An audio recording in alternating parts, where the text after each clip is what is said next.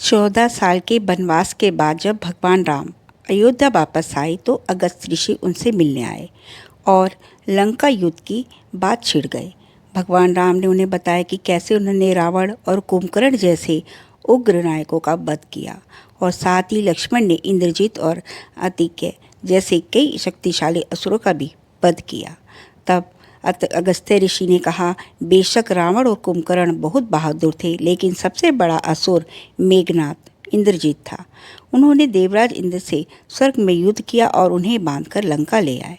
जब ब्रह्मा ने मेघनाद को छोड़ने के लिए कहा तो इंद्र मुक्त हो गए। लक्ष्मण ने सबसे शक्तिशाली व्यक्ति को मार डाला, इसलिए वह सबसे बड़ा योद्धा बन गया।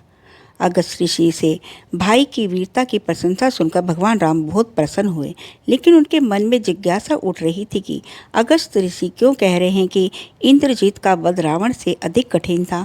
भगवान राम की जिज्ञासा शांत करने के लिए अगस्त ऋषि ने कहा, इंद्रजीत को आशीर्वाद था कि वह किसी ऐसे व्यक्ति द्वारा मारा जा सकता है जो 12 साल तक नहीं सोया था, जिसने 12 साल तक किसी महिला का चेहरा नहीं देखा था और 12 साल से कुछ भी नहीं खाया था।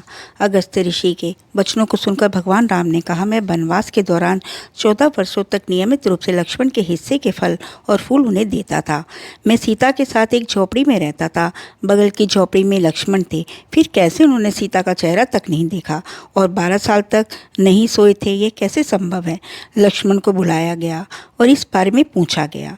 फिर उन्होंने उत्तर दिया, जब हम पहाड़ पर गए तो सुग्रीव ने हमें उसके गहने दिखाकर उसकी पहचान करने के लिए कहा। मैंने नुपुर भाभी माँ के पैरों के सिवा किसी भी गहने को नहीं पहचाना, क्योंकि मैंने कभी उनकी तरफ देखा ही नहीं था। जब आप और माता सीता एक झोपड़ी में सोते थे तो मैं पूरी रात बाहर पहरा देता था। जब नींद ने मेरी आंखों पर कब्जा करने की कोशिश की तो मैंने अपनी आंखों को अपने तीरों से बंद कर दिया। तब लक्ष्मण ने 12 वर्ष तक भूखे रहने के बारे में बताया। मैं जो फल और फूल लाता था उसके 3 भाग आप करते थे। एक भाग देकर आप मुझसे कहते थे, इस फल को लक्ष्मण रखो। आपने मुझे कभी फल खाने के लिए नहीं कहा। फिर आपकी आज्ञा के बिना मैं इसे कैसे खा सकता हूँ? लक्ष्मण की ये बातें सुनकर भगवान श्री राम ने उन्हें गले लगा लिया।